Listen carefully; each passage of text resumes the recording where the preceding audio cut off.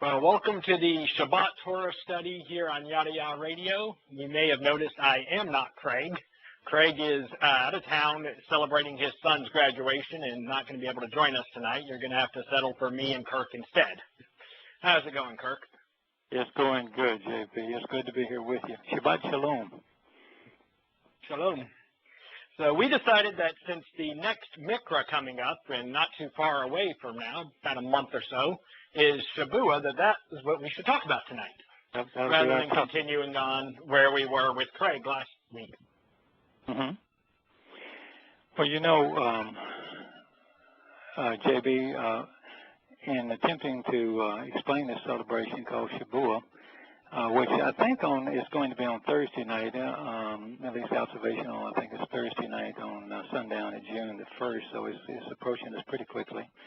And of course, as you know, this is the fourth invitation of the year, and we've just celebrated the three other called out invitations very recently. Obviously, it's a 50-day separation between Bikurim and the next. And most of the people that listen to Blog Talk Radio have celebrated those as well. And so what I get asked, I know you're one of the better translators of that I've ever run across, but the only thing that I can contribute a little bit is let me start us off with a little what I looked up on Shavuot, the word itself, and the root and so forth, and also talk just a few minutes about the letters and what those would represent. And then you throw your 2 cents in, and then tonight, just so if anyone wants to follow along with us, we're going to be starting with the Shabbat section, 7 sevens, I think is chapter 6 in the Yada Yahweh book 2. I'm sorry, Yada Yahweh volume 1, but it's called book 2. But if you have the book, the hardcover book, it's like page 889, and we'll be going through that and talk about what Yahweh said we are to do in order to celebrate that. But first, if we can, JB, Shavuot, when you look it up on different lexicons, it'll usually say that it's a solemn promise, it's an oath, it's a sworn oath, and it can, on the negative side, there's so many Hebrew words can be, there can be a negative side to it. It can also be a curse. It's feminine, it's a passive participle, or particle, of Shabbat, which is a verb to swear, like in to swear an oath. And we are to appear before the feminine manifestation of the Ruach Kodesh, which is the set-apart spirit, which is why the word is probably feminine. That would be my guess. It comes from Sheba, and that's a cardinal number, which is 7. That's why it's also called 7 sevens. Or sevenfold. It can also be sevenfold. It's 7, or that same word can be a plural. When it's done in the plural form with the YM, can be 70. And the Shavuot, the ancient alphabet, which I thought was quite interesting, is a shin and a bet, a wa, and an ain, and a hey, sometimes called a henna. And with the first word, if you're familiar with the pictographs, the first letter is a shin, and that is done as a teeth, and it usually refers to a nourishing food, words. The second letter is the bet, which is a tent, a symbol for a tent, a family home. The Ra, tent peg, and the basic meaning for that, more times than not, is to enlarge the family home or to increase in some ways. We also use it as the word "and" in conjunction. In connecting sentences in Hebrew as well. And then that's followed by the last 2 letters, which is an A or ain, which is an eye. So that really refers to a view or a perspective. And the hey is always depicted as a man or a woman standing up, engaged with the hands up, and sometimes in awe or observing, and certainly engaged in walking. And because the hey is at the end of the word, that would give it a feminine, that would turn it into a feminine noun. It's also the act of taking an oath. There is a root the root above, the root to the word Shabuah is Shabbat, and it means to completely submit to promise, or an oath with words and spoken 7 times. The literal 7-1 is to seven oneself. It's a common practice in ancient Hebrew, and the ancient Hebrew thought was it was a common, or practices. It was common to make 7 declarations, and when making an oath or doing 7 things to show that to show the sincerity of the oath. And I thought that rather telling, that the way they used to perceive this, because wouldn't that be the 7 Moed Mikris? It would be 7 things that you're showing. Exactly what I was just thinking. Yeah, I mean, the connecting the dots is pretty easy, which is good for me, because I love the older words and the older definitions and all the original definitions of a language. That if you just go back to the basics, it defines everything pretty well. So we have in the Shabbat, you have, it's very simply the root word. You have a shin, which is the teeth once again, and the B, which is the family home, followed by an ain, which is a perspective. So nourishing words for the family gives you good perspective. You could interpret that way as well. So any comments on the words that you want to add in there, JB? I just find it interesting that once again you have a word that's important to Yah, and right in the middle of it is a home. Well, all the focus seems to be, and then it's always related to the people in the word as well. So you go. And all of his mikra are about expanding his home. Mm-hmm. If I was thinking about Shabuah and the Moed Mikris in particular, that so few people, we've got about close to 7 billion people on the planet today as we wind this whole world down. And we will probably have, I would suspect, if there are 2,000 people that celebrate this in a couple of weeks, I would be shocked. You'll get a lot of the Jewish people who keep, they call it Sukkot now. That's Sukkot is for their replacement for Sukkah. I can't think of the name they call it. They have their own corrupted version of it that they keep, but they don't know or understand the meaning of it truly. Right. But the people that do it in the traditional way not the traditional way, but the way that Yahweh asked them to observe it.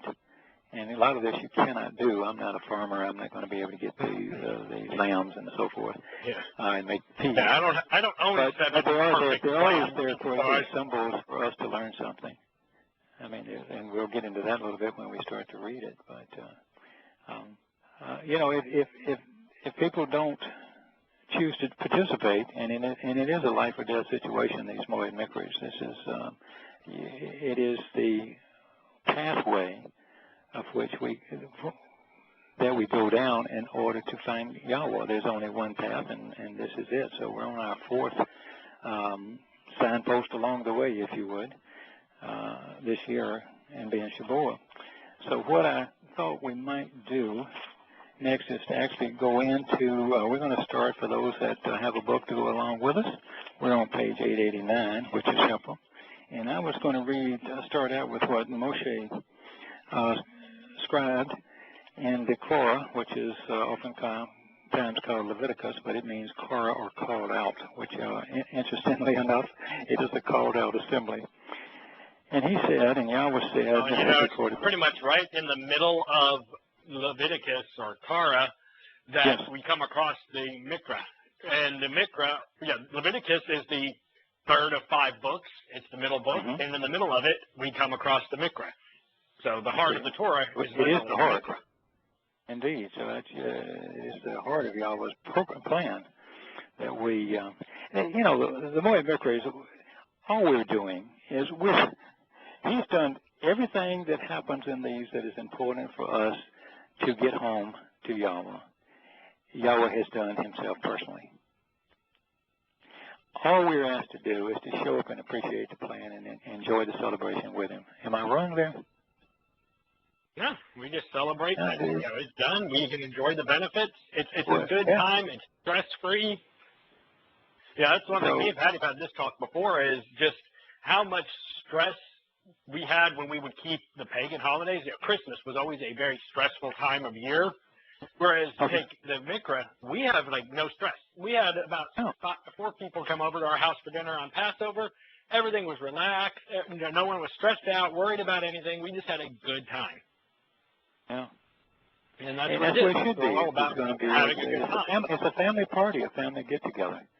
And it's nice to recite and just to remember what all these symbols were for and what we're celebrating, of course. And but that's about the extent of it to a party. And this one is a pretty good party because it's there's yeasted bread and a lot to eat, so not bad at all. So I'm going to read what Moshe wrote on behalf of you, inspired by Yahweh. He said, accurately count from the day after the Shabbat, from the day you came forth, bore the sheaf of grain as an ascending wave offering, a total of 7, a complete Sabbath.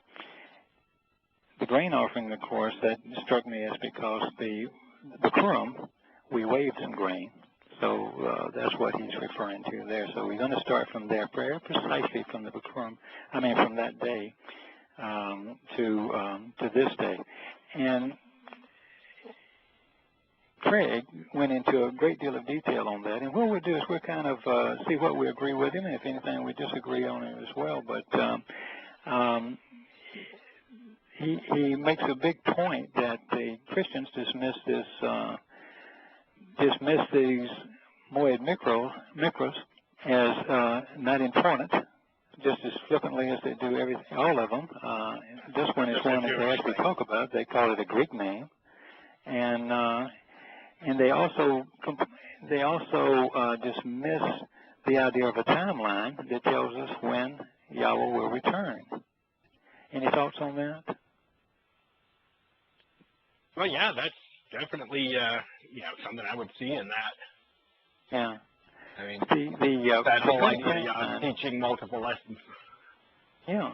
It's if you're going to dismiss the Torah, if you're going to dismiss the Moed Mikros and the plan, then it would be extraordinarily difficult for you to figure out when Yahweh would be returning on Yom Kippurim. Yet, if you do, you can you can certainly get a pretty good idea exactly when all these things are going to happen. Yeah, when Yosha says, don't change the jot or a tittle, don't change the smallest letter or even the stroke of a letter. Once you do that, once you start changing some things, you haven't got a hope. And we're not authorized to change it. And we can't. That was the same thing that Towrah did in the garden. She started adding to and taking away from God's word, and that got her in trouble. Exactly. And it's always that way. But he said, the first thing he said is shofar, which is accurately count from the day after. So he's giving you exact count. I don't think that's arbitrary. It is the 50 days. You start from here, you do this, and you'll go through the thing. And 50 is also symbolic of what we know as a Yobel. And how would you explain a Yobel to someone, JB? Well, the concept of the Yobel is essentially freedom. It's every 50 years, everything reverts back to its original owner. All slaves are freed. Property reverts back to its original owner. Contracts are up. So everything that was done in society was done with this in mind. When you contracted someone or a servant, their pay was based on how long it was between now and the next Yobel. Because at the end of that Yobel, it reset. They were freed. So everything was based around that, and it kept empires from forming, or families becoming so powerful. You could take care of your immediate kin. Your children would have, you could set aside money for them and make sure they were taken care of, but you couldn't just build, a J.P. Morgan, any of these, huge Rockefellers that have just generation after generation of kids who've never worked a day in their life. Because God wants you working. God don't want lazy people. No, I don't think so. He set up a system that required it. You were going to be working. Now, let me ask you something. If you knew the Yobel years, and this is a recurring theme in here, because Pesach was a Yobel. That was one of the Yobel years in 33 CE, and so every 50 year, or every 50 years rather, is a Yobel year when these things occur. And then he's mentioned it again here as a redemptive, also in a redemptive situation, because that's what we're doing, is walking down the path to be restored back to Yahweh. When you look at a Yobel, you've got the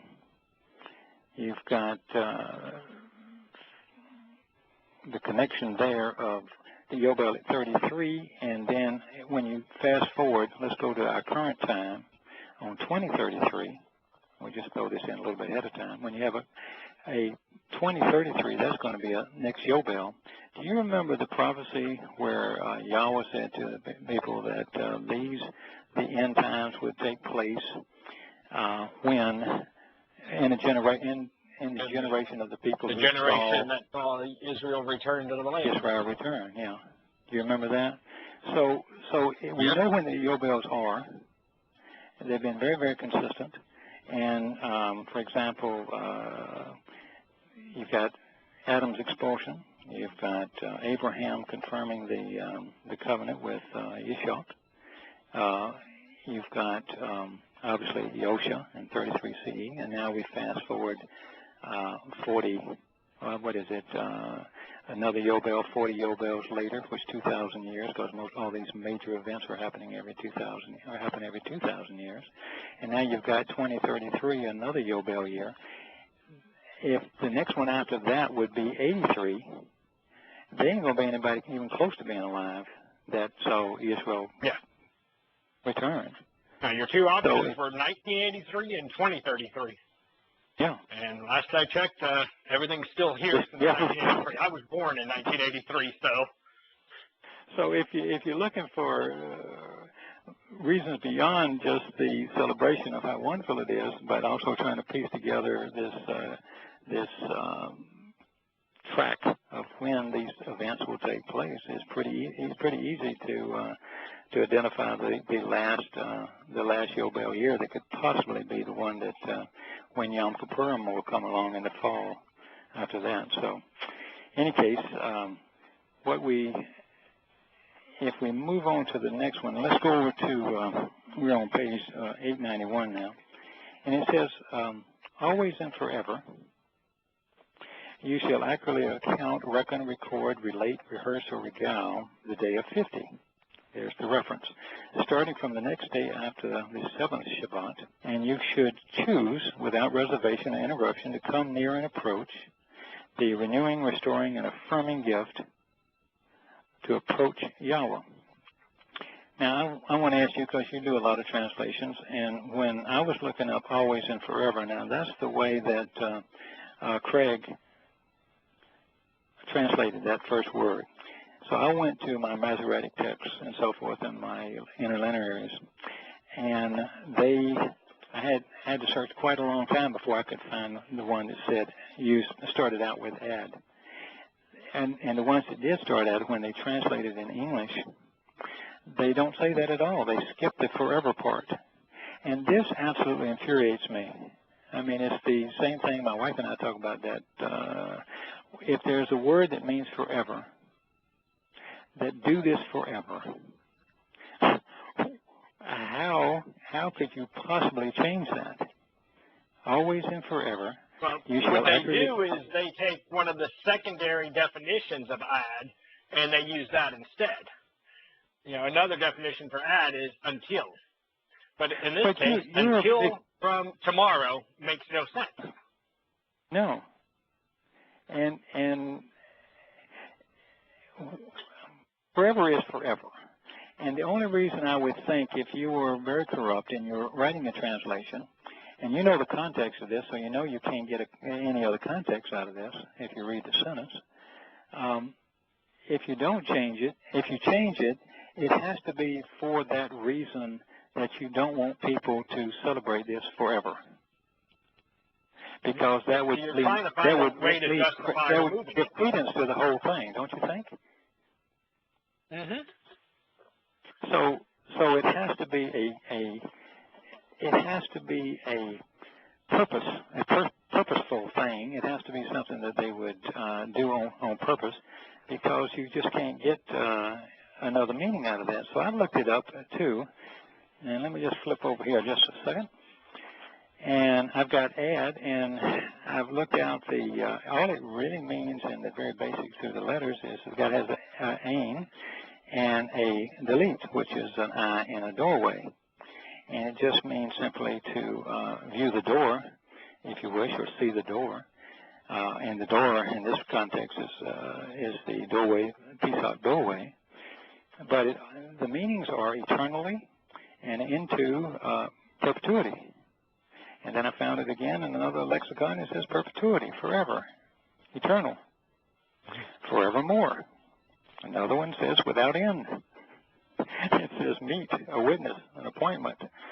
Come to the meeting, enter in, and repeat again and again and again, or the meeting place where you come in. So you see the door and you enter in. I don't know. You have to strain real hard to twist that. And so it says, so he's telling us, this is something you have to do. Now, one thing that my wife would say that she said, well, what they're probably debating is that, well, that's fine, but that was for the Jews. You got a real problem with this. That's what they love to say. Yeah, well, you have, but think about it just for a minute, and correct me if I'm wrong. You've got a real problem with a Moed Mikri that it is for Yehudim and Goyim. How can you have something that is for Yehudim and Goyim and be only for the Jews, or only for the Yehudim? Yeah. But this is the one where he specifically says to invite the Gentiles. Absolutely. If you look at Passover, you were not, you could not. Well, you can't do that unless they've accepted the term. Exactly. Passover, Matzah, Bikurim are strictly family affairs. You have to be Yehudi to celebrate those, to attend those. And, I say that because, like you said, there is a provision for Gentiles to be able to perform Passover, but that requires them to become circumcised and become part of the covenant, which at that point, in Yahowah, they are no longer Gentiles. They are Yehudi. As you put it, you are like a native born at that point. So, that specifically is for family only, whereas this one, even if you haven't accepted the terms of the covenant, you're welcome at Shabbat. Mm-hmm. If you're just remotely interested, it's all about spreading. This is about empowering us to, spread Yah's word. So, we want, Yah wants the Gentiles at this event so that they can learn about His Torah and then choose to accept it or reject it. Yeah. You can't use that argument to get rid of it, and you can't, because it is for everyone, and you can't use the argument that is not forever, ongoing, or was nailed on the cross. As a Christian would say, everything is nailed on the cross. There wasn't a cross, of course, it was upright pole, but and you couldn't, and further on in regards to the Pesach, Matzah, and Bikurim, if they don't agree to that. Agree to the terms and conditions, to celebrate that would be deadly. I mean, eternally deadly.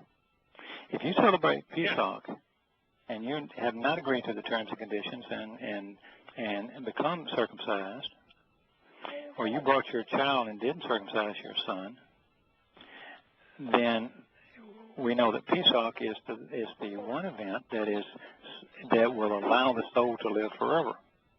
That's the objective of Pesach. It's not to save you. You're in a physical body forever. It's to save your soul.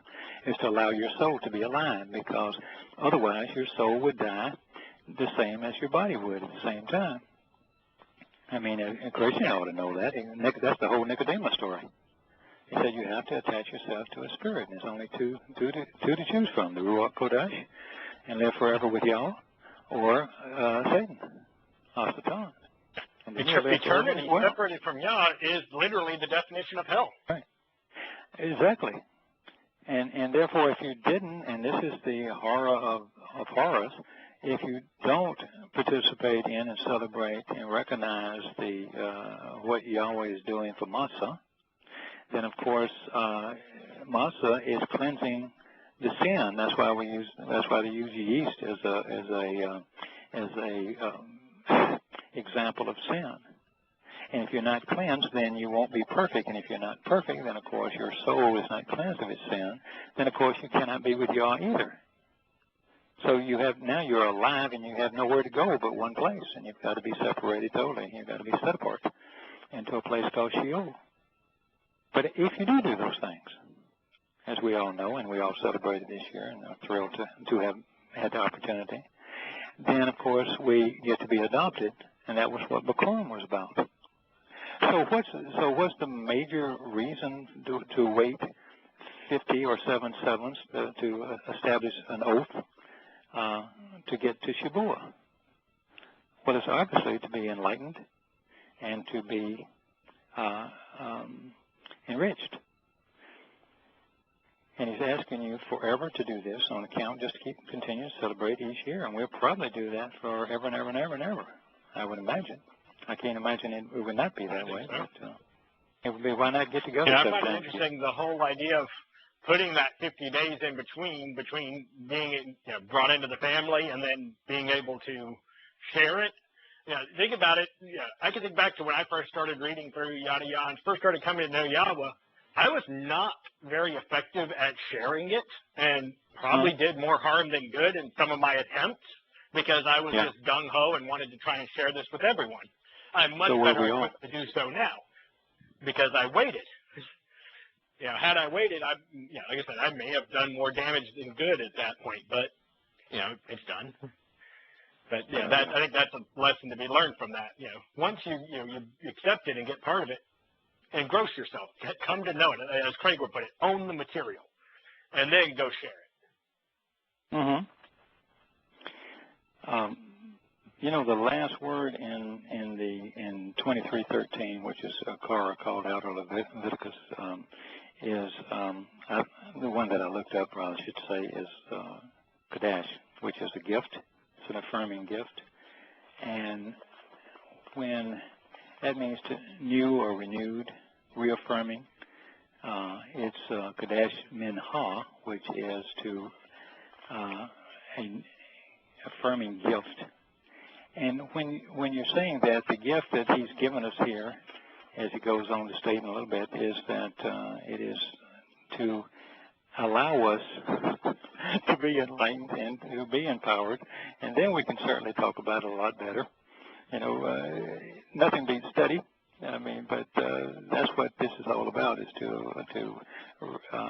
this is when when the Ruach Kodesh, the set apart spirit, goes to work on us and helps us with our ability to share. Don't you think? Yeah, that's the Bayet and the Hawah in Shabuah. Mm-hmm. Yeah. Yeah, we were empowered to help expand the house.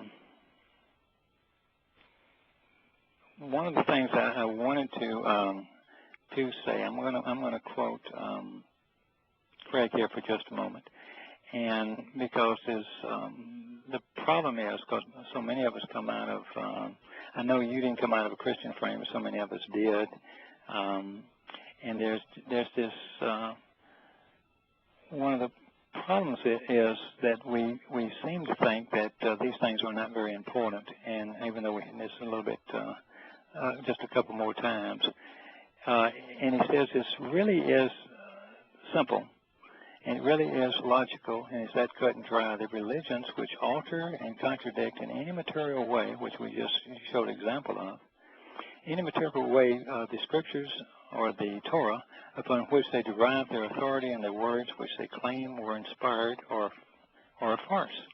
This would include Judaism, Rabbinical Judaism, Christianity, Catholic, Orthodox, Protestant, and evangelical varieties, Islam, even Mormonism. And in this case, it doesn't actually matter whether Yahweh's word was inspired by God or not, because if the Tanakh, Torah, Prophet, and Psalms was not inspired, then the authorities of these religions vanish, because as does their credibility as they claim otherwise. Religion's catch-22. If God's right, they're wrong. If God's wrong, they're wrong. Either way, they're wrong. Because I'm claiming, I'm claiming JB told me so. So if JB's wrong, then what do I do with that? I'm lost. So it's the same thing. And they're claiming the Torah gave them is leading them, and obviously it's not. So if Yahweh's testimony is true, and each of these religions are false, because they all change, conceal, corrupt, and counterfeit, which is really a hard. That's one of the concepts that is the hardest thing to recognize for so many people, including myself when I first started, is that my gosh, they are all wrong. So this when translated correctly, and remember we're doing it in English. I mean, if I could speak Hebrew and saw the original things from the Dead Sea Scrolls, maybe I wouldn't have had such a big problem, but we were so ingrained by religion that these things were correct. It's very hard to stand alone or separate yourself from everyone and say, wow, this is wrong. God didn't choose a church to replace, his chosen people. There ain't no such thing as a church. Yahweh never said anything about a church. So, in any case, it's just a difficult concept for me to understand how so many people can be so wrong. But if this is the straight line, if this is the pathway that he says to follow, and there's only one way to be tob, good, is to follow that path and be functional, then everything else has to be not functional. On 23:17, we find that you all shall come bringing, this is telling us what we need to be doing for this feast. You shall all come bringing out of your homes 2 loaves of bread, an ascending wave offering, and a double portion for a tenfold enrichment and empowerment. A tisharon, is that. You want to comment on that verse, JB? Why he's asking for 2 loaves? And 2 loaves I would see as, going back to what we learned later, we haven't discussed, well, we've discussed, but it hasn't actually occurred here, is the Gentile and the Jews that will be coming. Right. So it's like a loaf for each.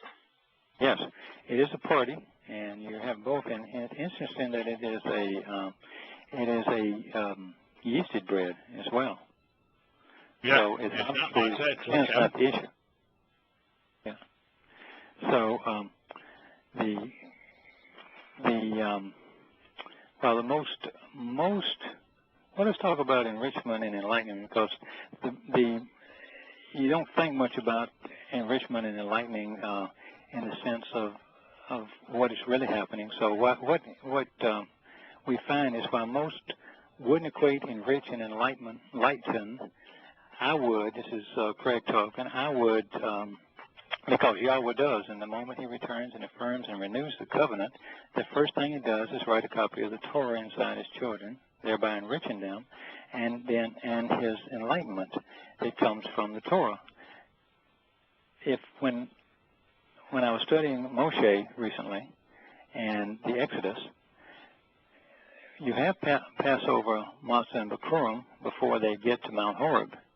And what happens on Mount Horeb, and which has to be 50 days later, what you have there is, what does he present to them that enriches them and enlightens them? Well, of course, it's the Torah. Torah. Yeah. And it's kind of funny when you, besides being enriched as his children, the enlightening point, what's the middle word in Torah? T-O-W-R-A-H. O-W-R. Oh, or. Yeah. Isn't that interesting? I always thought. Yeah. Light in the middle. Yeah, right thing. So he tells us exactly what the purpose is. He tells us what so far we've found when to do it. He's very accurate on the days that we should do and how we should count. He tells us that we should do it ongoing, forever.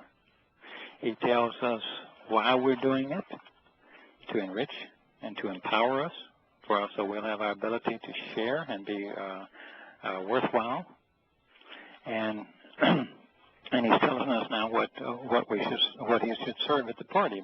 Every time he gives us something to serve at a party, whether we do it, whether we are able to do that or not, we should observe what it is and what it means. So we're going to say they shall learn the lesson from that. Absolutely, absolutely. They shall exist as a flour baked with yeast.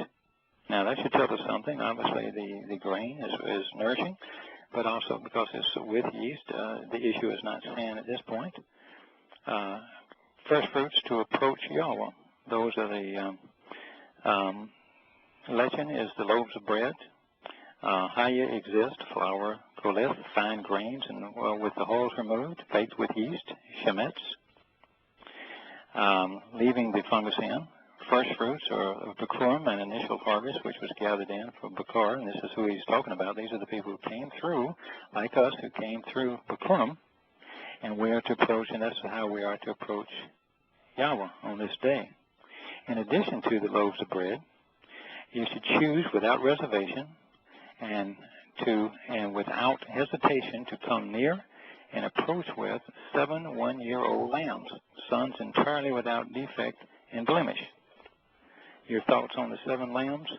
You want to tackle that? Well, this goes back to that whole idea of, we can't do this because I don't know about you, I don't have any lambs, let alone 7 that are perfect and unblemished. Yeah. Well, we also have the number 7. I've been to a couple of farms, and I don't know what they mean by a perfect, unblemished, and innocent lamb. Lambs aren't exactly innocent or guilty. They don't. They don't really have that attribute. Yeah, they can't really be evil. Yeah. So obviously, this is definitely a metaphor for something. Yes. So if we were looking at that, I think we'd be safe in our observations to recognize that the importance is the number itself, 7. Perfect lambs represent the 7 Moed Mikros. Remember we said at the very beginning when we began the conversation is that there are 7 pathways, there are 7 Moed Mikros, they're all important. Yahweh has done all of them. So we have 7 perfect lambs, 7 where Yahweh shows up 7 times. He's involved, even though it's in a diminished form, whether it be Yosha or whether it be the Ruach Kodesh, it is Yahweh nonetheless, fulfilling all the plan of reconciliation. Yah does it all, every step. He walks it, and he walks the walk, and he talks the talk. So that would be what I would suggest is the most important thing that we pull out of that. And as 23:18 continues, there's also some interesting things that are added to it. One is, in one bull, par, one bull is a male cow from para, that which is broken and frustrated, divided and split apart, violated and ineffectual. And I looked that up, and that's what it means. And a son from the herd to reflect upon, and 2 rams representing an upright pillar in the doorway. So now we've got 2 rams. Now the ram is pretty significant because we think of the ram being the head of the family, of the sheep. He's the protector and the leader. Now the bull is a strange one because I always think negatively when I see the bull, and in this case we are that because we're talking about us being like the bull as an example. We're broken, we're divided, we're split apart, we're been violated, or we are violating, and we are ineffectual. Only until to this event that we are empowered and enriched. And the rams, of course, having 2 rams, that also helps in the understanding of the upright pillar or the doorway. There were 2 pillars that hold up the door. So, have I missed something on that one, or is that pretty good on that one? That's pretty good. Okay. And then we go on a little further to say, existing as an ascending way. Let me go back and read it in sequence here. Upright pillars and doorway, existing as an ascending way, to approach Yahweh, which is offered as a gift, a mincha, a sacrificial present, an appointment bestowed, an offering given without compensation, a feminine material manifestation of God's life poured out to approach Yahweh, creating the pleasing spirit of reconciliation. And that's Torah 23:18. The gift that we're getting, obviously, Yahweh keeps talking. I sound like a little bit of a broken record, but Yahweh repeats these things over and over with all the same little connections. And what's so interesting is that he makes sure that you can't miss the point. If somebody doesn't get it, it's because they just haven't read enough. Because even if you didn't get it quite right the first time, or didn't see everything in it that you made at a later date, if you just keep plowing through, you'll see, you'll keep going through layers and layers and layers of understanding. A lot of people have I think what I found more times than not, and I don't know what your experience is, but I've had opportunity over the last few years to talk to more and more people who've become covenant. And one of the things that I think was the most helpful for me, and I'll just share this for what it's worth, is that the more I read and the more I study, the easier it is for me for understanding. Some of these things are so radical compared to what I was brought up, from the frame of reference I was brought up in around Christianity. Even when I was kind of, one time I had the foot in the door and the next time I didn't over the years in Christianity. But, and I know your experience is a little bit different. However, if you read Yada Yahweh, for instance, and you keep reading and you keep studying it, and I'm a slow reader, so I keep studying the same thing over and over and over again so I can get it. And if you do it, most of your questions will kind of fade away, and you'll start to improve your perspective. The thing that is difficult, was difficult for some people, is after a while you say, okay, I believe he's translating this well, and maybe I believe that JB is giving me a good translation, and maybe Kirk has looked up some words and so forth, and and that's pretty good reinforcement and all. But it wasn't until I started. Look, you don't have to be a great translator like you two guys, but if you would at least get a interlineary and get a couple of lexicons to start with, and just look up these words in the interlineary that tell you the sequence of the sentence. So you say, this says this is the subject, this is the verb, this is the object, and you just look those things up, even in a beginner primary school approach. You can't miss the point. But that's a reinforcement. That's like how I got started. I didn't think. Yeah, I didn't know 5 Hebrew words other than and they were mispronounced anyway. Yeah, I was reading through this, and I'm like, okay, this is completely different than everything I've ever read. So either he's onto something, or he's making this stuff up. I want to know. Yeah. So I sat down, started. I did like you. I went with logos to make it a little easier. But I would just look up words. I didn't try translating it. I was like, okay, he says this is this. Every other translation says this. All right, click on it. Okay, this is what this dictionary says. This is what this one says. Yeah, his definition's right. That one makes no sense. Yeah. And then from there, I got to where I wanted to do more and more and do it on my own. So I did that. Yeah. I don't know if I'm any good at it, but I enjoy doing it. You're pretty good. You're pretty good at it. Trust me. I've read your translation. You're very good at this. So it's my favorite hobby. So we're moving on a little bit. We're talking about this is not about Yosha, this feast. This is about coming before the Ruach Kodesh, the feminine manifestation of Yahweh. That concerns certain people, concerns a lot of people when they first encounter that Yahweh has a feminine side. And if you're troubled by that, by Yahweh having a feminine or a maternal nature, in addition to his role as Father and Son, because in Christianity you don't have anything like that. The Holy Ghost is the Holy Ghost, you know. It's not, they won't even give it the proper name of Ruach Kodesh. They won't even call it a spirit half the time, depending on which church you go to. But if you're invited to consider that those who are saved or born anew, and he says, in addition to his role as Father and Son, I invite you to consider that those who are saved or born anew, a maternal function. You can't be born without a mama.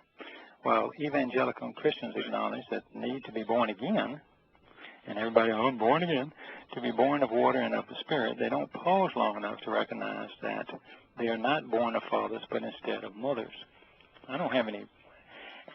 I think the reason I wanted to add some of this stuff in and just read it, JB, is because if you want to attack the translations, or you want to attack where Craig is coming from, or where you and I are coming from, because we've all read so much of the same material, and come to the same conclusions, is that it's pretty straightforward. How else could it be? I mean, you can't, you'd have to be really stupid not recognize it as a feminine manifestation. Well, yeah, well, that's one of those ones that's always been odd to me, because it's much like you find that female Muslims are the most likely to defend Islam vehemently. Mm-hmm. The most opposition I've gotten whenever I've tried to explain the whole idea of the Ruach Kodesh being feminine comes from Christian women. They are just like bitterly against this entire idea, and I don't know why they would be. I mean, you would think that would be something that they would relate to, but that has been my experience. The women, Christians I've talked to, the men seem to be of a more whatever category, but the women just are against it. That's bizarre, don't you think? I mean, yeah. I don't want to bog a dead horse, but I mean, gosh, come on, folks. I mean, it made sense. When I first showed it to Patty, she was like, "Oh, that's awesome," and then that's where she started pointing out how much Proverbs made more sense to her at that point. Because it speaks a lot of, the wife and mother and all that. Yeah, you got to have father, mother, and child. Anyway, to reinforce that, you could go to Genesis 1:27, and you'll find that so God created Adam in his image, in his resemblance, his pattern, and his model. In the image of God, he created him, male and female. He created them. Female. Okay, well, that's still the image of God, so God must have feminine side to him as well. That doesn't make him feminine like a human being, but as a spirit, he has the mothering instincts, the mother protection instincts. Yeah, it's not talking about genitalia. It's talking about... No, it's not talking about a physical form. Spirit, he's spirit regardless. He's light. Energy is the best thing we Contrary to how feminists would have you believe, men and women are different. We have very different, distinctly different natures that are, in my opinion, complementary when paired right. And, we add to each other. And we grow each other and expand each other. So, women and men are different. And it would make sense that God would have both characteristics. Yeah. So anyway, I don't have a hang-up on that, but he starts out from the very beginning in Genesis, and beginnings, which was Bereshith, and he declares it right away. So you shouldn't have a hang-up about it. And we're doing Shabbat, and Shabbat is to meet before the Ruach Kodesh, and Shabbat is a feminine noun. We said that from the start of the show. So I mean. I guess you have to deal with it if that's a problem. That should not be a problem. That should be a thrill. Before we leave the 18th verse of Torah 23, yes? Could I just add something to what you're saying there? Oh, sure. Do we not start off as female, every human being? I think they do. Or they start out neutral, but everybody is a beginning has the same chance to be female. Well, I'm not a doctor, but I mean, from a genetic perspective, we start off as female, and then a certain gene kicks in that causes the change. But we are pretty much all female at conception.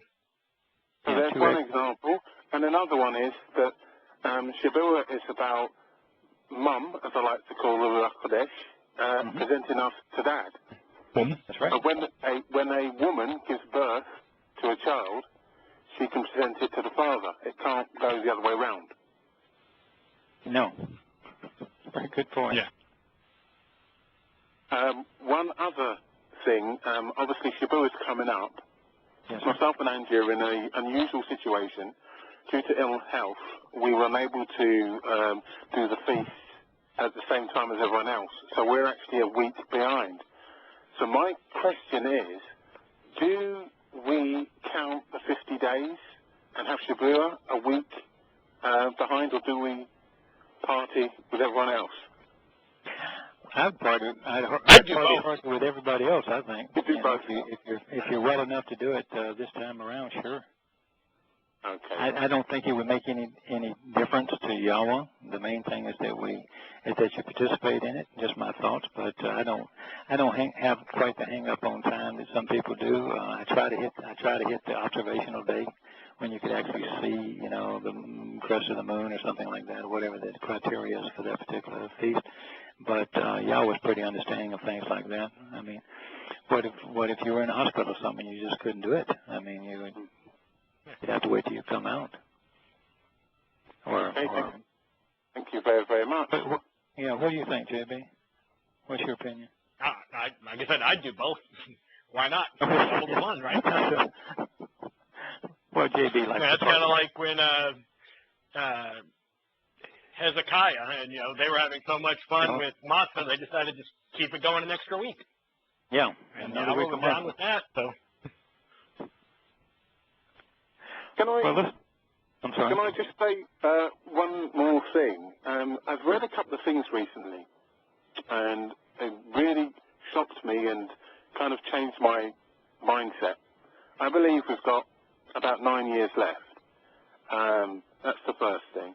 But I read that there are some that hate Yah. And also, I was reading that after the tribulation, I think it's the war of Armageddon, the whole world will come against Israel. Yes, they will. Yeah, you got it exactly right. Yeah, there's 2 world wars coming. We obviously are going to have the Magog War, which is the Islam coming against Israel, and that will be stopped in the middle of the battle. Yahowah will do it, but that is part of that is in about the halfway point. And I'm sorry, that's before that. It's as we enter into tribulation. And then at the very end, before we hit Yom Kippur, when the choice has to be made, you have to either choose Yahowah or not, which that's when he renews his covenant, when he places the covenant in the hearts of Yehudim. I don't think anyone, there may be a few going, but this is about Yehudim who have made their decision. That's the very end. That would be in 2033, and that would be when the hordes from Asia and so forth invade Israel. There are so many things that happen after during the Magog War, besides just the horrible devastation, but that it occurs at that particular battle. That's when we believe that would launch a nuclear war, because, and the reason that one of the evidences of that would be the fact that the world will go dark. The sky, the things in the sky, the stars and all, are not going to fall out of the sky, but you won't be able to view them anymore. And that would imply that there's a couple things going on. You have either an awful lot of smoke or something in the air, and if it was a nuclear war on the scale that we're able to do now, with the Russians and the Americans and whomever else, the English have nuclear weapons, the French and the Chinese. If they were to have even a small nuclear war, if there's such a thing, and we know that a third of the water will be destroyed, we know a third of the seas will be destroyed, and half of the people ultimately would die. I mean, we're talking 3.5 billion people there. And then a nuclear winter sets in, the death will be immense. So the pathway that man has chosen to go, the dysfunctional pathway, which is what we would translate from evil to raw really means, is going to lead us down to talk about the road of destruction. That's it. So you have two major events, and I'm not even including in 2029 when Apophis, the asteroid from outer space, should hit the Earth and should hit it somewhere in the Atlantic Ocean, because that would devastate the western part of Europe and the eastern part of the United States. Not going to be a fun day. No. And people who don't believe in this being true, or these timelines, because in this section I would encourage everybody to read Shabbat, chapter 6, and Yada Yahweh. And because a lot of it covers Craig talking about he can't understand why people are so adamant about no one knows the time and no one knows the date. Now, J.B. Hendro, what used to bother me, unfortunately, I didn't act on a lot of things that used to bother me. I stand committed. As a Christian, I was just stupid. I'd have something true that I knew, and then I couldn't figure it out, and I still didn't protest about being a Christian. But one of the things was that we knew that these events would happen. For instance, we studied at church. You'll be surprised by this. Most people aren't when I tell them. We studied for about 3 Sundays in a row, not the Sabbath day. We studied going through 3 different ancient and modern calendars and studying the book of Daniel, and we could put those calendars on top of each other, and we could tell you exactly the day from which Daniel said, mark it here, and Yahushua will go through the gate in Israel and Jerusalem on this date. And when you put them all together and you pick the right starting date, you will find that we've discovered with unequivocally that this event happened specifically at the time that it was foretold. Yeah. Now, my question was, and this is what disturbed me, I would think to myself, well, now, if Yahweh, I didn't know his name was Yahweh then. We had been told his name was Yahweh, but it wasn't important. That should have been a red flag, but, stupid me. I'm slow, but God has a name, but that's not important. No. And Sunday, we were even told that the Sabbath was Saturday, but we met on the first day of the week because Paul said so. Oh, God, I'm embarrassed. But if Yahweh would go to that much detail, like we were talking about in this section here, and there's a lot of detail in here that we're skimming over, about Yahweh giving a plan that you should easily be able to figure out, if not the exact day of trumpets, you should be able to figure out the end time days of 2033 on the Yobel year. If he would tell you that much information, Hendro, yeah. and he would tell you exactly when everything was happening, why do you think he wouldn't tell you when he was returning the next time, fully empowered? Well, not fully empowered, but enough so that he ratcheted up quite a lot. I mean, why would he withhold it? They needed to form some kind of mystery because it gave them power and control. Yeah. So it's a day that no one knows about. That was Shaul's special revelation, wasn't it? Mm-hmm. As he described it. Yeah. But, but they perpetuated it. Surely somebody along the way had read the same stuff that Craig did and read the same stuff that we checked out. And going over and over and over and over again. There's no way. This is a Yobel year. This is a Yobel year. This is a Yobel year. You look at everything he said before, no one knows the day or hour, and it's all about how you would know. So It makes no sense. Yeah. Here are all the signs that you need to look for, but nobody's going to see this coming. You just told me what signs to look for. Right.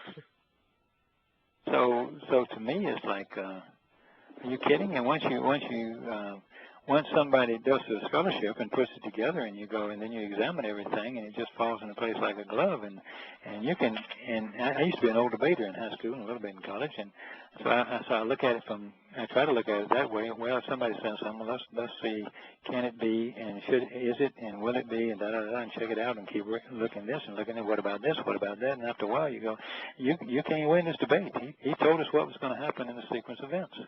But if you do that, Kirk, you do not have power over the flock. No, I don't want power over any flock. I'm not on about you. I'm on about the motivation of why somebody would do I understand. that. I'm just teasing, but yeah. I don't think there's anyone that has studied at any depth that doesn't know what we're saying. They just choose to ignore it because they're evil.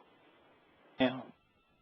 What I have found, y'all, is that people seem to want us to. They seem to just if they'll burn the books. The Romans burned all the books, all the Torahs they could find. The Catholic Church destroyed many of them. The Nazis burned books constantly. They burned books when the Spaniards came across to South America. They burned everything. They burned the books in Mexico City. That was a huge city with libraries, writings. They destroy.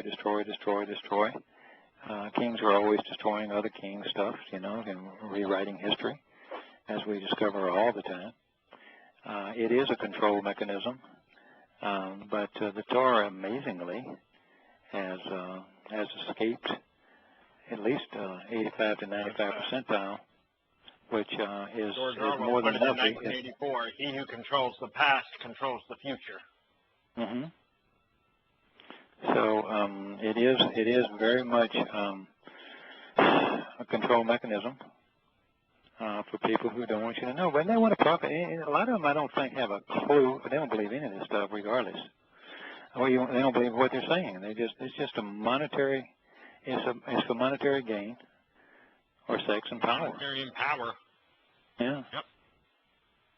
So and it's tragic because it brings so many people with them, and that's why there's 3 options. That's why there is a Shaul, a place of questioning, a place of separation from Yahweh, and it's fair. And any case, we'll just skip back real quick here just to finish off some of the things that for the preparations of the celebration. On the 18th verse of Towrah 23, and it goes on to say, and you'll have 2 rams existing as a burnt offering to Yahweh, offering as a sacrifice.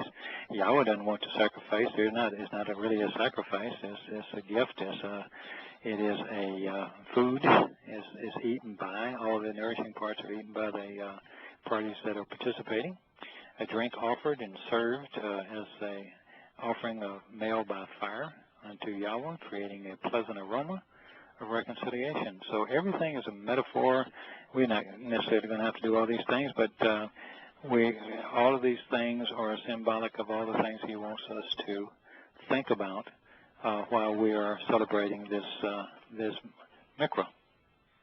You should choose, he goes on to say, to engage. You should act to provide. You should choose to engage one satyr goat. It's a hairy male, often used to depict a demon-possessed being, even swine from Seir, a horrible, impetuous whirlwind and dreaded storm which swirls and sweeps away. So let me read it again. You should choose to engage one satyr for going astray and 2-year-old lamb sons as a sacrifice to reconcile the relationship. When when I read about the whirlwind, I couldn't help but think about Egypt, and the whirlwind is the description of when the Pharaoh's army, the sin of Pharaoh's army, the satyr goat, is very symbolic there, and how Yahweh swept them all away in a whirlwind. And so it's all over the place. Yahweh just keeps repeating. That's one of the things that you're finding if you enjoy studying this and get an opportunity to do it more often. It's just the metaphors continue. Light's still there. The Torah is light. Yahweh is light. Yosha is light. He's the light into the world. On and on and on and on and on. It's just he's probably Yahweh's got to be the most. And this is not, this is not an insult. I'm just saying he speaks so plainly and coherently that you can't miss it. That doesn't mean that he doesn't speak great depth, because these words have great depth. But the important things that we need to know, we can find, we can understand. Even the simplest among us, we can certainly get this. I can, and they're undisputable. It's not a debate between your translations or Craig's translations or anything I'm liable to say or anybody else in the family. These words are these words. And at least on the surface level, as far as what we need to know about Yahweh to make a choice, to make a decision, they're there. And when we engage in these Moed Mikras, he tells us exactly what we should be eating, or what we should be participating in, or at least knowing about or thinking about when we engage together. Then we go on to say that the one who officiates by mediating, the Kohen, should choose to wave them with the bread and the first fruits as an offering that elevates before the presence of Yahweh in accordance with the two lambs. They shall exist set apart to approach Yahweh. So all the ingredients that he's referring to are symbolism for things that we need to think about of what's occurring here. It is a feast for both Yehudim and Goyim, Gentile and Jew. It is an event where those who have gone through Passover, Matzah, and Purim and been adopted are empowered and enriched. We're enriched because we were given the Torah, we've given His Word, we've given His light, and we are empowered to talk about it. If we study it and understand it, it makes it very easy to talk about it, and the set-apart spirit will help us to understand, and we can share that and be a useful implement. And he goes on to say, and all these parts, and all these things, rather, that are just metaphors for understanding the two breads, the yeasted bread and so forth, the two rams, the upright pillar, so forth. And you should choose to call out without hesitation, offering an invitation to meet and a welcoming summons, and associating with the essential day. This exists as a set-apart mikra, an invitation to be called out and to meet, and for you to approach. It is a very special thing. Now that's telling right there. It is Yahweh's mikra, but they are for us. It exists for us to be able to approach Him. Right.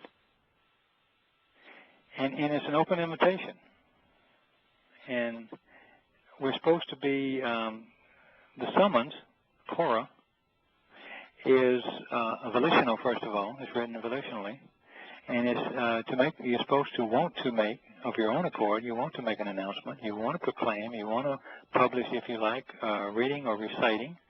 It means to be called out in association with the essential, substantive, and foundational day. This is the day when you can invite anybody. I love that part about, you should want to. Yahweh doesn't want us doing these things just blindly, out of ignorance, out of a sense of devotion, out of, religious sense, or, He wants us to want to do it. Yeah. He wants it to be something we want to do. Yeah, who wants to have somebody at their party and they don't want to be there? Yeah. Oh, God, I have to go to I've been to those parties, Some family get-togethers. You can ask my wife. I'm driving there, and I'm going, do we really have to go to this?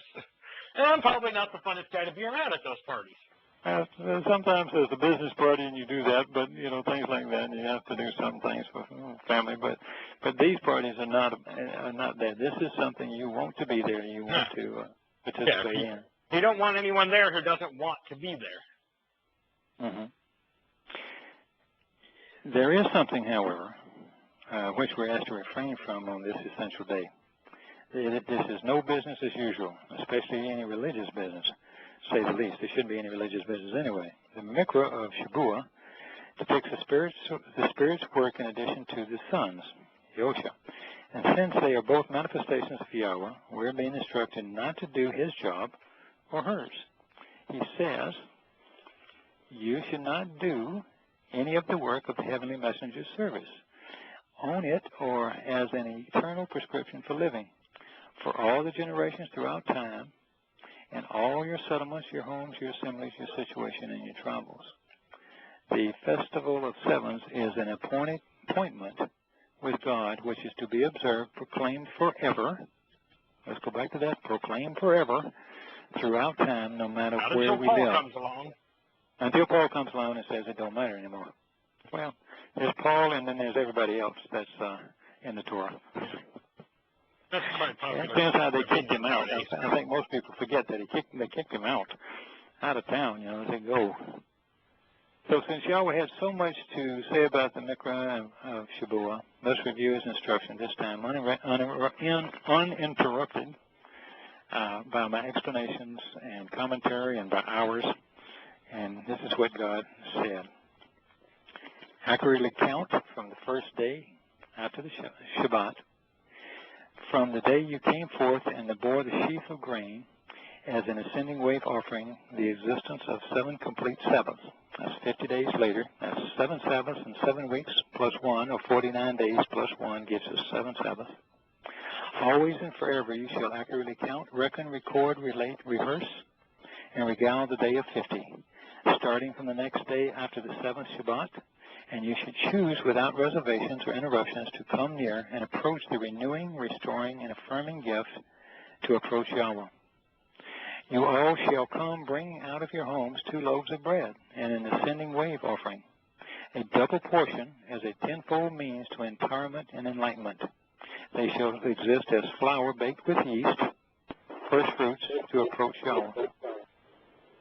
In addition to the loaves of bread, you choose without reservation to, without hesitation, come near and approach with 7 one-year-old lambs, sons, entirely without defect or blemish, and 1 bull, a son from the herd to reflect upon, think about, and the 2 rams representing the upright pillar doorway of the doorway, existing as an ascending stairway to Yahweh, which is offered as a gift, the feminine manifestation of God's light poured out to approach Yahweh, creating the pleasing spirit of reconciliation.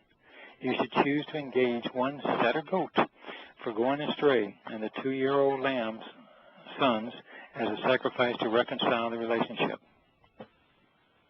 The one who officiates by mediating should choose to wave them with the bread of first fruits as an offering which elevates before and in the presence of Yahweh in accordance with the 2 lambs.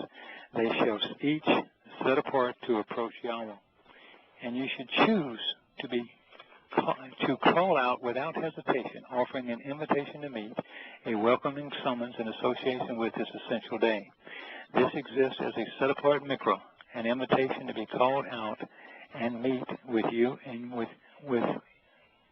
you and for you. You should not do any of the work of the heavenly messenger's service on it or as an external prescription for living, as a clearly communicated and inscribed instruction regarding being cut into the covenant relationship for all generations throughout all time, and all your settlements, your homes, your assemblies, your situations, and your travels. Now, when you read that as a translator, JB, is there anything that you have, and of course I know you've read these and I know you've looked at all the words and everything, is there anything far-fetched, is there anything translated awkwardly? Nothing that I would not, there's a lot in there that is very different than a traditional English translation, but there's nothing that I would disagree with. But when I go through it and I look up these different words, asa and abada and shakwa and so forth, that's what it says. Now, I realize you have some options and you have context, but I mean, this is nothing. there's nothing that I can pick a fight with. There's been a few words. Yeah, there's nothing in there that you can say, oh, he made that up. That word does not mean that. Yeah. He may have went with a different definition of the word than most choose, but it is still a definition of that word. And it usually fits better in the context than the words other people tend to translate it as. Much like we talked about with odd and, tending to be translated as until as opposed to as or ignored. eternal. Yeah, some of them just ignore it because they don't want to deal with it. So so if you're, I'm not saying take our word for it, but I'm saying you can do the same thing that the rest of us do. Ain't nothing special about, well, I won't talk for JB, but ain't anything special about me. I'm just looking up dictionaries. That's what lexicons really are, and looking over and I've got some grammar books and things to make sure I'm trying to get them into the right context. So that's the one thing where I will give Strong's did one really nice thing, and that's the numbering system. You can look up a Strong's number, and almost every dictionary and lexicon, not all, but most, are keyed to Strong's numbers. Makes looking up things real easy for you. You can get a interlinear or a amplified Bible that actually will tell you what the Strong's numbers are for each word. Go grab 3-4 dictionaries and look those up. Yeah. There's not a lot to it. You can get most of the tools free online. Yeah. Don't take my word for it. Look it up yourself. Yeah. Well, the one thing that I found so interesting about Yada Yahweh, Yada Yah, when I first started reading it, as the translator, obviously Craig at the time, said, don't trust me. Look it up yourself. I've never read a book where they said, especially not things pertaining to the Torah, where someone has said, look, you don't have to believe a word I said. You don't have to read even the commentary. I read some of the commentary today, and you added some things in there too, and you don't have to believe anything in the commentary. That's just us reading it and seeing what the word pictures do, or what the words mean and what other meanings it can have. You don't have to trust a lot of any it's of the that. same reason I've started writing more commentary in my translations is by trying to explain what I'm reading and what I'm understanding. It helps me understand it myself better. Yeah, and if it helps someone else understand it, they're better off. That's what all teachers say when you're teaching, even if you're only teaching yourself. Read out loud and look up the things and everything, and you say, the more you do it, the more you look at it, all of a sudden you say, okay. And sometimes you go a little stale and you have to back off and then go at it again, and you say, okay, and with a clear mind, and you think it all through, and you come to the right conclusion more times than not. But what is so refreshing about these books is that they're not only the key translations to the key things that Yahweh puts the highest emphasis on, but they're also, he will say, look, this is why I translated it this way. This is what the normal translation would be. Many times he does that. And he'll say, this is why I have rejected that meaning and chosen this one. And you be the judge, And he's not saying I'm right and everybody else is wrong. I'm saying this is, in this context, is really has to be these two choices. But in this particular context, how else could it be? I mean, why is forever and ever forever? It's like, using Yahweh. You can translate it as fear, you can translate it as respect. The context dictates, so in the commentary it'll be, I chose this because of this. Fear would not work in this context because of X, Y, Z. And I have found that same thing, So, the alternate to this, of course, is to ignore all this, ignore the path, ignore the mikvahs, ignore the invitations. I was having a discussion not too long ago with someone, and I think it was Roy, when we started it all, when I decided to look up good and evil. So I took a Webster's dictionary and English dictionaries, and I said, okay, this is all the different words, and there's a lot of them, of what evil is. And then there was a lot of words about what good is. And, of course, the words that they're translating as good and evil in so many of these Bibles is Tob and Ra. Tob is an upright pole with a Ra. and leading to the house. So if you want to follow the upright pole or the Zion, signpost along the way, and you will increase, and you will be increased in the family home, or the family, if you like. That's the simplest way you could read the letters. And Ra is man's view. You have a Rosh, which is a picture of a head, facing his own perspective, his view, man's view. And man's view is not to go down this path, it's to go down a multiple paths, or no paths at all, or self-aggrandized paths, or their personal philosophies. And to be told, you would go down Yahweh's prescribed path through these invitations. But the simplest definition, the most ancient definitions I could find from the root, was simply, Tov is to be functional. That is to say, to function as you were created to do. We were created to be children of Yahweh. We were created to be part of His family and to follow the path. But because He allowed us to have free will, another gift, and we had a rational mind and a shama, that we could decide good and evil, we could decide right and wrong, or we could work these things out ourselves and choose of our own volition to go this way or go that way. That's what I really like that it means functional, because what's nice about functional, it basically just means it works. It doesn't say it's efficient, which is good. We just have to be functional. We don't have to be efficient. No. But we do have to be functional. Yeah, I like we do that. have to be good at this. It's a good low standard. I like being held to low standard. And of course, Ra, forget all the things you think about of evil. I know there's bad stuff, but that's not the point. The point is the major definition, because this explains why. It almost came up in a conversation, this whole thing came up in a conversation of, what about all those good people who Yahweh will not allow to be in His home? It's because they were dysfunctional, not because they were evil. They weren't evil, bad people. Some of the nicest people you ever going to meet.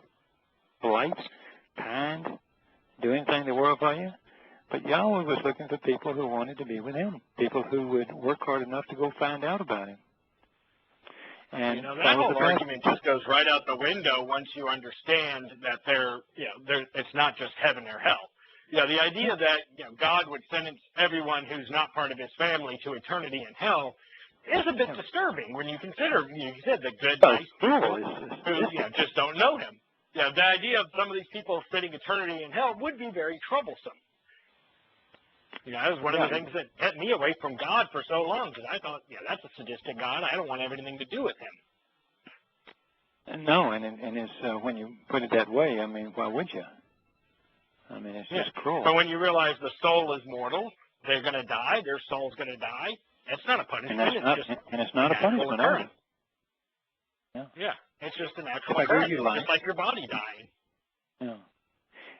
And someone gives you life, and you live your life, good or bad or whatever it is. Maybe it didn't satisfy you completely, but you had your life, and it was you had life, and long or short, you had life, and then you died. That's not a punishment. Yeah. It was something you got, and then it was over. Your soul functions the same way. It will die as well. However, it can be eternal, but there's a choice. So when we do the Moed Mikras, and then we have 3 more coming up in the fall, the point, the way I approach them, as best I know, is we have Yahweh, what He said these things should be. Sometimes there's some very distinct menu, which are all described. Even if you can't fulfill the menu, you could at least consider all the items that are on the menu: nourishing food, upright, the lambs, the pillars. If there's a bull, a cow, meat in there. You don't have to have that. But he's talking about man's failings. The satyr goat, same thing. Satyr is, is the same root that you get. Allah bin Shakar. The Shakar is the satyr. It's the same root as that. So he's introducing the negative terms as well as the positive things. But we should be examining those and sharing those with friends who care and family. And this one is really a fun one because everybody can come, whether it's not a prescription or it's not something where you already have to have determined that you're a member. So this is kind of the meeting group. Yeah. Yeah. Come meet us, get in, learn about it, decide whether this is something you want to do. And if it is, all right, here's the information on how to join. Do you have any thoughts on what day are you going to be doing it on? Are y'all going to do it? I haven't looked at the calendar, but I believe I had it kind of the same as you. I think it's the sundown on June 1st is the start. So that was my plan. Yeah. And you don't have to be too worried about that. You either get the observation or the whatever or come close. And if you're in a situation like Angie and them, the Hedro, then do it twice if you want to. Yeah. Either way. The Ruach Kodesh will still be big there. Parties. Mm-hmm. Now, I'm going to ask you because I know you do all that behind-the-scenes stuff. Are we recording on further? Do we need to continue on, or are we we've got about 2 minutes left before the show. Okay, so we still got about 2 minutes. You have We're any still closing thoughts recording you now. want to share? Any closing thoughts you want to share with us? Nothing I can think of off the top of my head. I think I've kind of shared as we went along everything I want to share. I hope it's been helpful to some degree to somebody. We enjoyed doing this. Craig, of course, is marvelous at this. He's had more experience and he's just really good. He's definitely much more at home in front of a mic than either of us are, I think. Yeah, we enjoy it, but we don't have that. I like to hang around you guys. Radio personality. Yeah, I'm neither. This is not something that I would seek out to do. He did ask me one time, well, why don't you come enjoy? I must say it was great fun just sitting back listening to him when he reads and does his commentary and so forth, and we enjoy doing it. And I'm hoping this will continue for a long time. I've been really enjoying the observation series, and he's allowed me to participate a little bit in that as well. But these are so beneficial, I think. I just wish sometimes you guys did those like a day earlier, so I'd have a chance to listen to it for the show. That sort of thing, yeah. Yeah, I understand. Yeah, sometimes I feel like we'll be talking about something on the show here that you guys talk about in observations. I'm like, well, I just got that like 30 minutes before the show started. I didn't have a chance to listen. So it's like, sometimes he'll just catch up. Yeah, and sometimes he's really fun. Sometimes he'll say, okay, we're going to talk about this about 5 minutes before the show starts, and you go, really? he's a challenge to work with. But it's lots of fun. I do hope people will do as you have done, and I'm trying to do is look up some of these words and satisfy yourself that this is for real. This is really what Yahweh said. Is when you can go back 2,700 years. It's the most rewarding experience you'll ever have. Just get in there and start. Just break down words. Don't even worry about translating yet. Just get in there and break down words, examine what does this word mean. Check his translations, and you'll get so into that you'll start doing more and more as you go. Yeah, I can't tell you how many dots you find to connect. I mean, even if the simple little things that we were reading a few minutes ago, about the whirlwind, and all of a sudden I'm thinking, well, that's exactly the same word used about the Pharaoh's army. It's like, I've had a couple of times now in the article I'm currently working on writing, where I went to a section to examine one verse, But I decided to, put it in context. So I go back to the beginning of the discussion and start the translation there. And a passage that I really didn't think I was going to get a whole lot from, I end up getting some of the best stuff, not from the verse I came there for, but from the stuff leading up to it. Because I started seeing these connections that when I just glanced through the English translation before I delved into it, I didn't see these connections. But once you got in it, I started looking at the words. It's like, oh, well, this is obviously this. And this, I start making those connections. And I've had that like 3 times now where a passage I went to I wasn't expecting to get a lot from ended up being some of the best stuff I've come across. So, yeah. When you use logos, let me ask you, when you use logos, what is actually in logos? I mean, is it multiple interlinearies in there in lexicons, or is it? It all depends on what package you have, and you can even piecemeal it together. You can get the basic program for free, I think, and then just buy the books you want. The biggest thing for me in it is it calls it an exegetical guide, which is where I can put in a verse, and it will do a word-by-word breakdown of that verse with each word listed and links to all of the different dictionaries and lexicons that I have. So, like, I would come, odd, we talked about earlier. I would come to the passage, and it shows odd, and then it has a link where I can open it up in I'm trying to think of the Dictionary of Biblical Languages and the Brown Driver Briggs and the Lexham. So that's in the logos package? Dictionary. Yeah, well, that's the books I have. The exegetical guide is part of the base package, I believe. And so, but it links to all the books you have. So that's really the benefit of logos, is it links all of your books together. So, like I said, I do that, and it does the searching for me. So I can just click this, and it opens up that dictionary, and then I click this link, and it opens up that dictionary. So everything's just right there to easily find. Oh, that's pretty cool. And that's really all Logos does. It's a research tool. There's nothing in it that's like, you can't get elsewhere. I think I have one dictionary that is literally, it was just made for Logos. But, I mean, everything else that I use, you can go find online. You can go get a hard copy of. It's just looking things up that way takes a lot more time.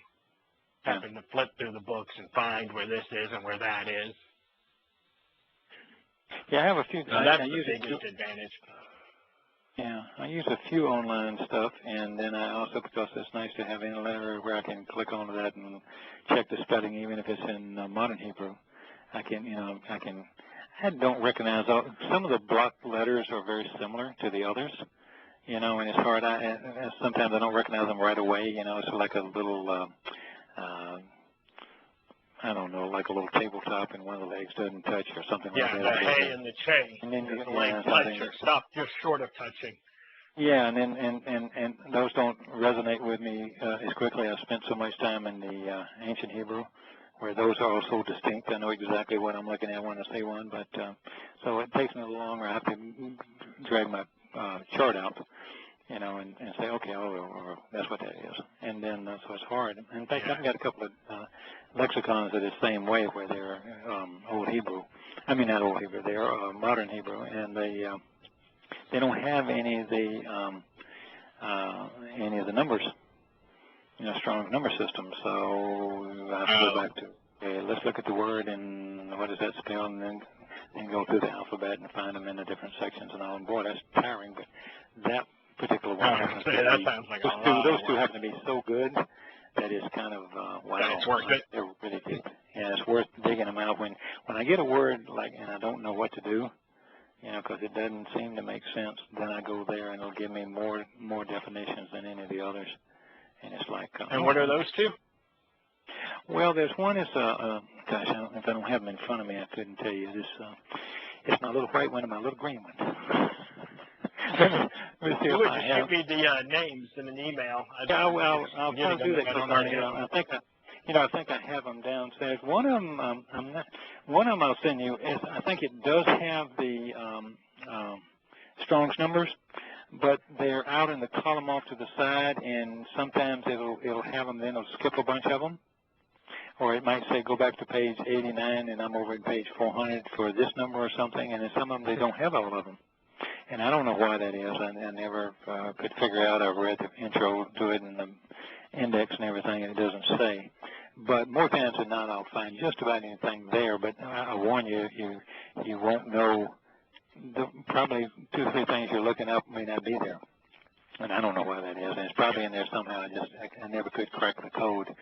And then the other one has nothing in it except it is written for someone who speaks Hebrew or someone who is English speaking that knows Hebrew, so they can look it up, look up the word in Hebrew and then read the English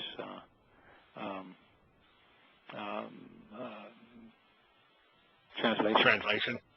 Yeah, for it. So, and those after I go, if I have time, and so often I don't because I'm still working, and as you are, and so we have so many in the day to do it. So I try to do as much as I can with online and my favorite 2 or 3 little books that I have up here.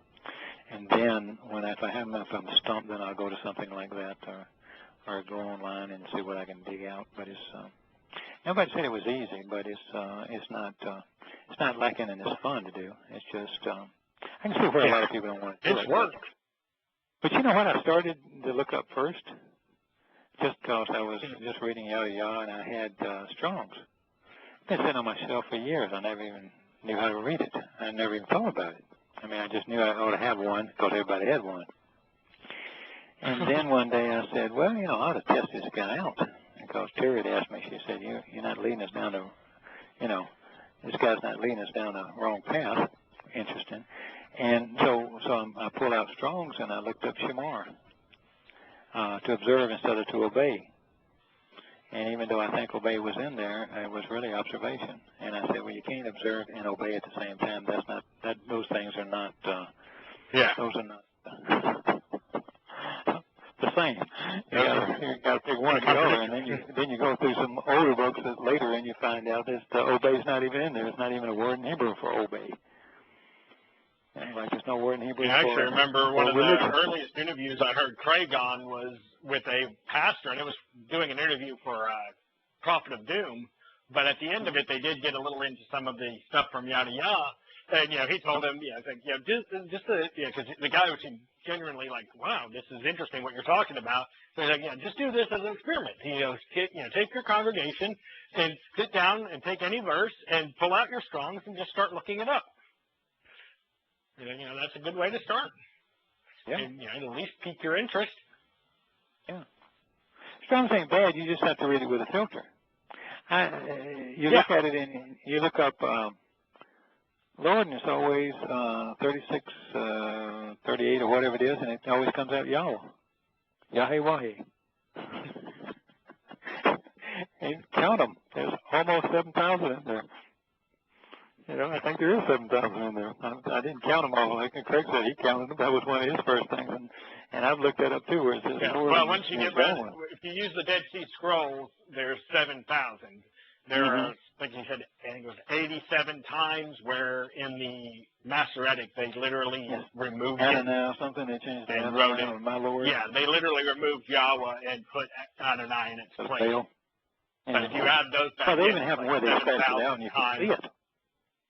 It's almost like to tell the other rabbis. Most of them, they just wrote it over the top. Yeah. Well, I got even. I took an old Bible and I wrote Yahweh on the top of Lord everywhere. So there you have it. There you go. So let's go back, put it back. So, well, one day hopefully we'll if we have to do something like this again, and I hope we don't. This is Yashiyah 18 or 17:1 through 18:7, and that Damascus thing. Gosh, that's powerful. This is it, man. This is absolutely it. That's one of those wake you up verses. Yeah, I mean, it's twisted. I keep going back to the twisted heap of tangled rubble. And I'm going, I beg your pardon? You cannot have, until you have steel, all you have is rubble. You cannot have twisted anything.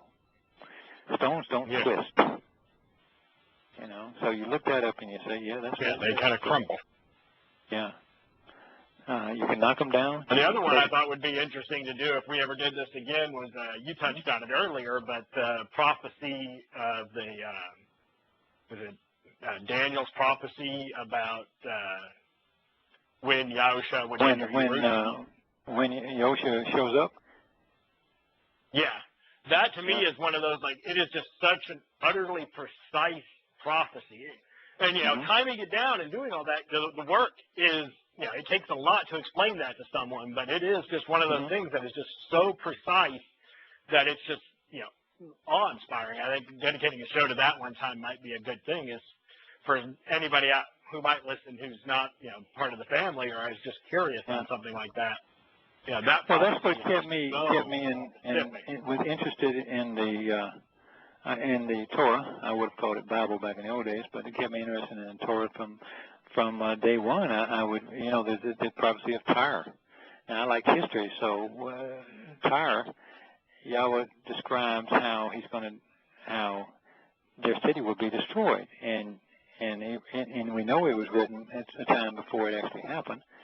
And Alexander comes down, and everybody in Towrah, which is on a coastal town up in northern Samaria,